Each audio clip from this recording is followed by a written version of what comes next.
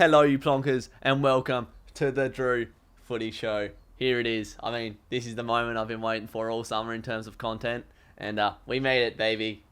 Long way to go, but obviously this is an idea that I've been thinking of ever since I started YouTube. No pressure, but hopefully this goes well. Hopefully you guys enjoy it. Obviously joined by the footy part of DrewFooty, DrewFooty. What's going on there, buddy? Good, man.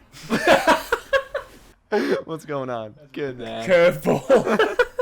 You stumped me straight away. Alright, so quickly, just a rundown of the show. Basically, it's a show where the comments dictate what is going on. So, if you have topics that you want us to talk about from each round, you need to come back to this video and comment it down below. And then each week, me and Jesse will talk about hot topics in AFL from your point of view and give our opinions on them, basically. Yep, so basically we're going to be reviewing pretty much every round as it comes, talking about the hot topics as Drewzy said, and it's a good chance for us to interact with you, the audience, and you can have your say on the channel as well. Yes, exactly right. I did a quick Q&A on my Instagram. We only got a couple of questions, but they were good questions. So that will just give you a better understanding of what this show will be all about. So let's just go through these questions quickly before starting with the topics of today's show. Cardman22, will the show be streamed or pre-recorded?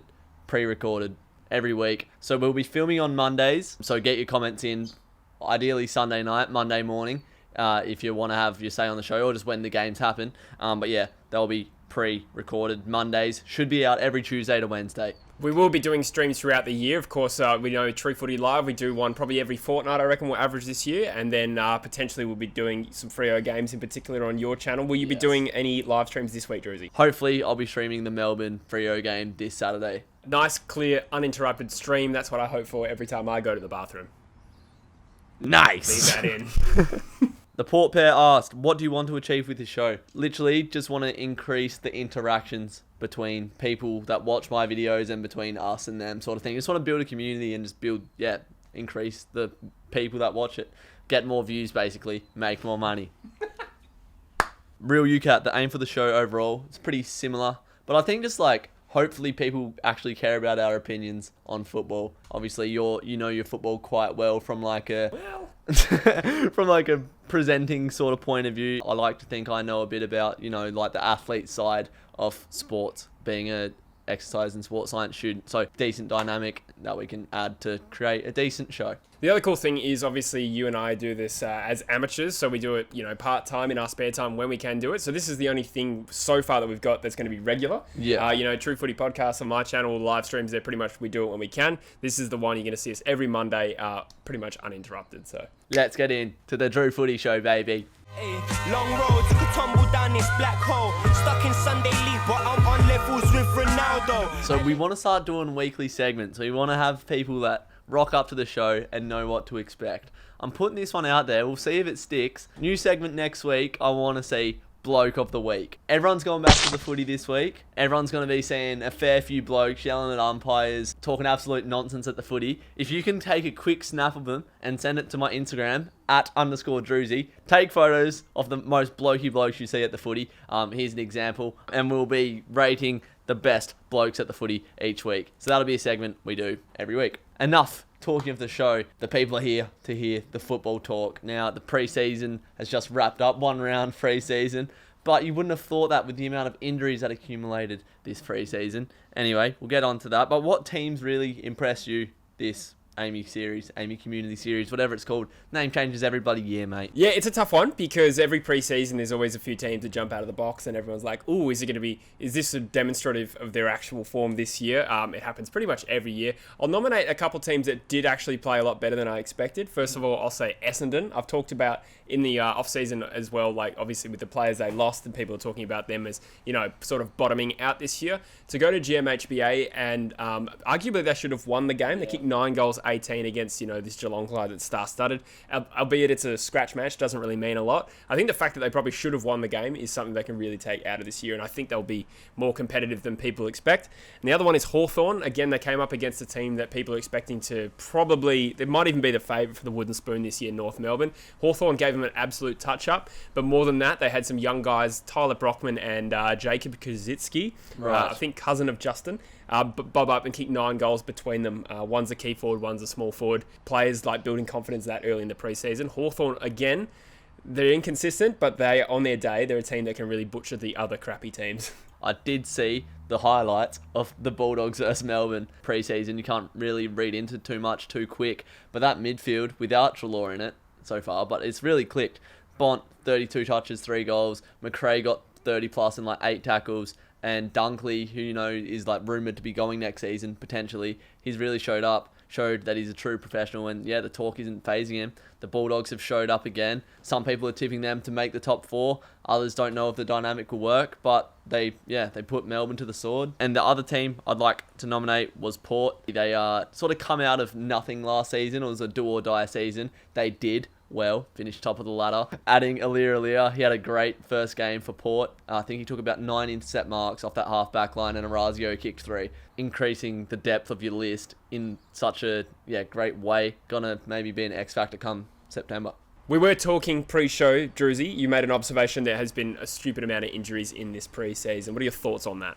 Take into consideration, right? Last year, the preseason sort of didn't come to fruition. The effects of the preseason, you want to include all your players' aerobic output, anaerobic output. They want to be, primed for round 1, yeah? But that got cut off. They played 1 round and then locked down. So that whole preseason was cut off pretty much, right? You go into the season, they're playing 16-minute quarters, shortened quarters, high intensity, but shortened quarters. They have a shorter break, come back into a full preseason, preparing again for 20-minute quarters with 15 less rotations due to the new rule. And players have been dropping like flies for the scratch matches and the Amy Community Series as well. Let me run through a list of the players who have got injured in the last 2 weeks. Wayne Miller, ruptured patella. Cam Rayner, ACL. Mackay, Wiedering, Nunes all exited the Amy Community Series game early for the Blues. Still side bottom, strained his calf. Could be in round 1, but still, soft tissue injuries are never good. James Stewart, hamstring, 10 weeks. Lobb, Banfield, Walters, Frederick and Croden for Freo. Wingard did his calf in the preseason as well. Connor Rozee, foot injury. James Frawley, hamstring tendon, and he'll be out for 2 months. And Luke Shuey did his hamstring as well. I just feel like the load management... No, I'm not talking about Spunk. The required load for this season has really taken its toll on the players. I agree. You're right. I think, all the points you covered about a later season last year, particularly for those teams who played deep in finals, and then the later start this year has meant the burden on these players to recover and be in tip-top condition is massive. Yeah. And I do wonder if some teams in particular are going to be more vulnerable than others. I think that goes without saying. Teams I'm thinking of in particular, probably the younger ones, because people say, the older teams are more vulnerable maybe because they're injury prone once you get to a certain age. So you're looking at your Geelongs and maybe West Coast as well up there as well. On the flip side as well, I look at Gold Coast who every year for the last 2 or 3 years, they've started the season well. And then as the season's gone away, the greater demand on them to run out games has seen them, absolutely falter. So I think we could see a similar thing this year where some teams just absolutely fall to the bottom of the pack, which makes, ladder predictions really, really hard. Yeah, well, I think your point about younger teams is right, because it takes about 4 to 5 years for a player's body to really meet the demands of the AFL level. You come out, you get drafted 18, 19, you are not an athlete. You've got the skills and the qualities to make it at that level, but it really does take a while. You look at Cripps, he wasn't a breakout star in his first few years. There's plenty of examples that I'm failing to think of right now, but it takes a while for those players to get their bodies ready before they can really show what they're capable of, and it makes them more prone to injury. It's probably the strongest argument against someone like Matty Rowell winning the Brownlow this year, because there's a bit of hype. Obviously last year he had an unprecedented start to his career. I think he had 3 best on grounds in a row in the Coaches Award, which has never been happened before, or never happened, or rarely happened before rather, and it happened in his first 4 games. But had he played out the whole season, I doubt he would have been able to sustain that form, and that goes for so many players on someone like Gold Coast list, and you can apply that to Adelaide and North Melbourne as well. So I could see them really struggling later in the season. Something that I slightly touched on there was the new rule change. So the interchange has been cut from 90 rotations a game to 75, along with 2 new rules. The man on the mark rule can't move on the mark, obviously, and the kick-ins. I think you have to be 15 metres back from the top of the goal square. Let me just bring up the rationale behind that rotational rule change. So the rationale is that there's lots of high pressure styles in the AFL these days. The pressure factors keep increasing and have been on the increase for 5 years now. So our belief is we need to put a little bit of fatigue back into the system. That is absolute garbage, I think. I think you need to have the players as fresh as possible so that they can perform at the top level as athletes and show exactly what they can do. putting fatigue into an athlete's system is just inflammation, which leads to injury. Adding fatigue, I don't see the benefit of that. Obviously, you're going to have your better conditioned players running out the tighter players, but it's just an injury waiting to happen for most players, I think. I'll tell you what I think the logic behind it is, and you make very compelling points there, but I think the idea is that more fatigue in the game means that teams can't adapt such a high-pressure defensive style, and therefore, I think what they're hoping is teams sort of drop back the intensity and don't play a high-pressure style. Maybe they play a bit more conservatively, and therefore the play should be more free because you have less, heat in the game. I don't know if that will actually create a better spectacle. Personally, I like a hot footy anyway, even if it's low scoring. I love, defensive footy as much as I love attacking footy. So I think the idea is to, make it easier for teams to score because defenders or players in general are less likely to chase. But you make a good point. We do need to uphold well-being of the players as well, and we've already got such a brutal environment where players can't play massively long careers. Preserving players' career is also a really important thing. I've got lots of this information from Footy A to Z's video, one of the best channels, if not the best channel in AFL YouTube, so check them out. I am a fan of the man on the mark rule to a degree. I like how that opens up the game. That 45-degree angle kick just opens up the corridors of the game very well. The run and carry teams are going to majorly benefit from this. I think that'll be a new style that most teams will implement. What do you make of that new rule? Yeah, I think a lot of people were focusing on the negative side of the man on the mark rule. And for those who don't know, it's basically if you're standing on the mark, once they call for a mark, you pretty much can't deviate for your position at all until he calls play on. So, if you make even the smallest movement, the umpire can call 50 metres on you. Yeah. Now, we're still adapting to that, so a lot of players infringed, and we saw a lot of stupid 50-metre penalties, and I get why that's frustrating. But I think the logic behind it to free up players to be able to, move the ball quickly, I do think that's probably going to result in a more exciting brand of footy, and it will have some absurd results. Someone like a Buddy Franklin or a Joey Danaher who run 45 degrees off their line. In theory, they can just keep running past the man on the mark because the man on the mark can't really do much to stop it. So I think there's going to be some teething issues, but I don't hate it yet. Yes, I agree. 15 metres from the top of the goal square on kickouts. That's another one. Not too big of a fan on. The rationale is reduce the congestion in the defensive 50 from kickouts, but we were talking about it before the show. You'd think that this will just happen in the middle of the ground now instead, which in theory makes it the scoring less because there's less 7-point plays. Got that quote from the from Footy A to Z as well. But yeah, not being able to lock a ball in now is going to make it, you'd think, a lower scoring game. Yeah, I tend to agree. If your players are not allowed to sort of line up too far in the pocket, that just means that so when you're defending, as in you're the team without the ball and the opposition's kicking in, it just means everyone has to further sit pretty much where the ball's going to land anyway. Yeah. So it just creates more congestion around where likely the footy's going to be played anyway. So it will promote maybe more chip kicks out of the back pocket, but I think you're going to have the same issue once that the player's going to be slow anyway. There's still going to be congestion. I don't know if I see the benefit of that one. So we're quickly going to run through our predictions for the season to look back on at the end of the year. Let's go top 4. Who are you thinking? Mine's changed since I've made my video. I'll run through mine. So I think Geelong will finish top. I think they're too strong throughout the season. One of the hardest teams to beat in the competition. I reckon Port goes second. I wrote them off in my predictions, but I regret it, and I think they'll go high again. You've been swayed by the preseason form, mate. Yes, biggest mistake you can make. I have. I'll go Lions third. I think they'll do pretty solid. Brisbane are one of the emerging great sides and will probably be winning premierships in the next few years. And then I'll go Richmond fourth.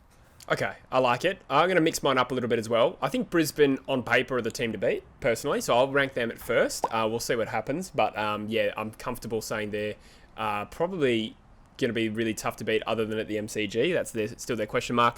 In second spot, I'm probably going to have to say Geelong, just because of the sheer strength of that best 22. It's probably the best 22 on paper that I've seen in a very long time. I'll mix it up. I do like Port. I put them 5th in my ladder prediction, and but to be honest, it was just because one team had to slide out of the top 4. But they are very strong and could conceivably win the flag this year. So I'll chuck them in 3rd.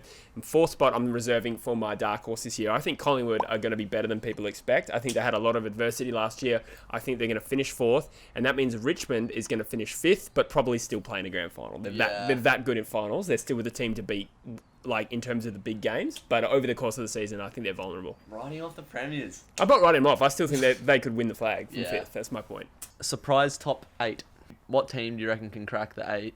Who isn't in the 8? Who, like, you wouldn't expect? Okay, so 2 candidates that are more obvious than others will be Melbourne and Carlton. Melbourne were there 2 years ago. Carlton are just everyone's hot team to rise at the moment. If you want a genuine surprise, you're going to like this answer. I think Fremantle have what it takes to take top 8. I think Get it!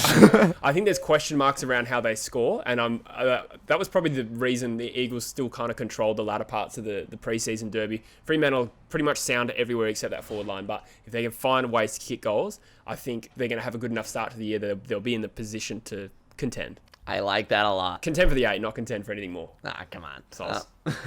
I will put forward Sydney. Yeah, I think Sydney have a good young list. And obviously they've got that premiership caliber coaching staff behind them.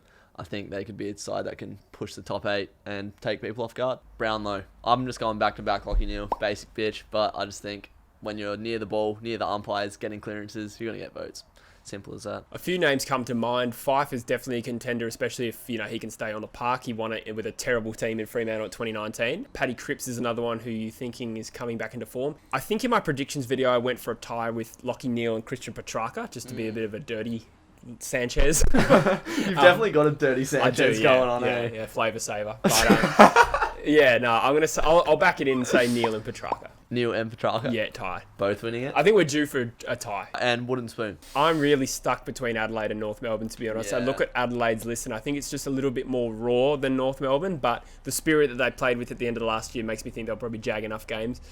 I'll just say Adelaide, but I'm not. It's between those two for me. I'll go North Melbourne. All right. Just to be different. Nice. There'll be a lot less waffle next week. We'll have a lot more to talk about. Got some pancakes on the agenda, am I right? Nice.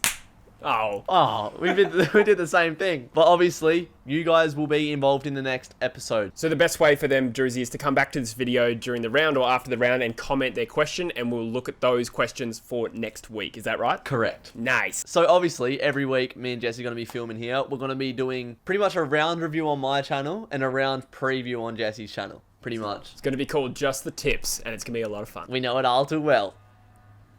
That's going to wrap up this video, so go check out Just the Tips. That'll be on DrewFooty's channel, link in the description. And yeah, we're in for a big season, hopefully. I'm very keen. Thanks for coming on, Jesse. You'll be on every week now, buddy. Proud of you. Nice. Bye.